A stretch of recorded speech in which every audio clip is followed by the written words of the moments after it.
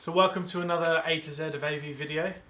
With Command AV, and today we are looking at the letter M, which stands for Motorisation and motion detection.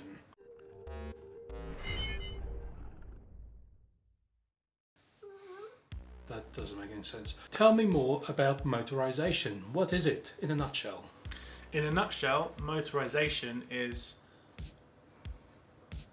moving things with a motor. The electromechanical movement of stuff.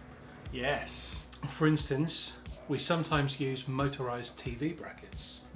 So like the ones that come rising out of a bed or a cabinet or from a wall, or one to cater to multiple seating angles. Yep. Another example is to use a motorised bracket on a picture, so it reveals something from behind it.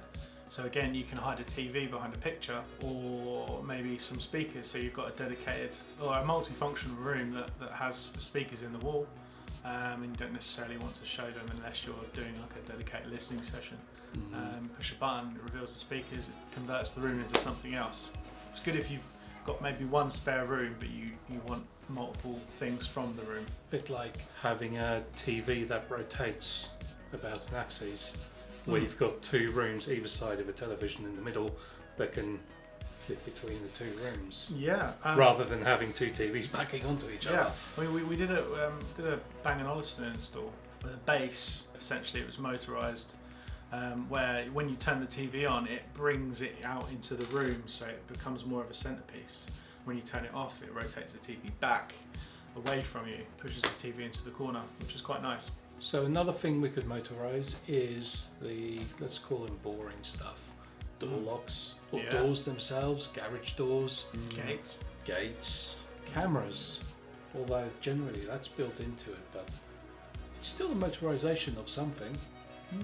All of these motorised things generally are controlled by something, and if you want to know all about that, check out a video on C, which is control systems. So enough about motorising stuff and motors and movement. What about the other part of M, motion detection?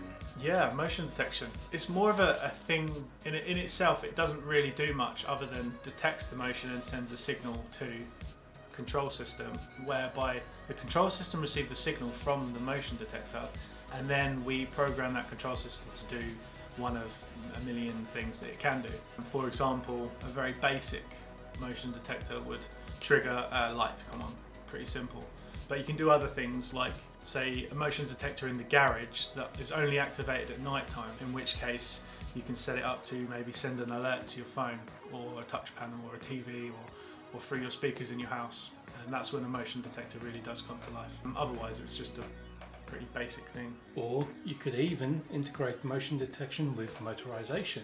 Yes. So going back to the garage, for instance, if you wanted it in the daytime to automatically open when you're approaching it, you could have a motion sensor somewhere around the garage. Yeah. But when it picks someone up walking in a specific zone, the door opens. Or maybe you could motorise a cat flap to do the same thing. Cat flaps are hardly ever motorised. Well, thank you for once again tuning in to our series of A to Z of AV videos. Next week we will be looking at the letter N, which stands for, I don't know, networks, maybe. We need to double check. Please hold the line, caller.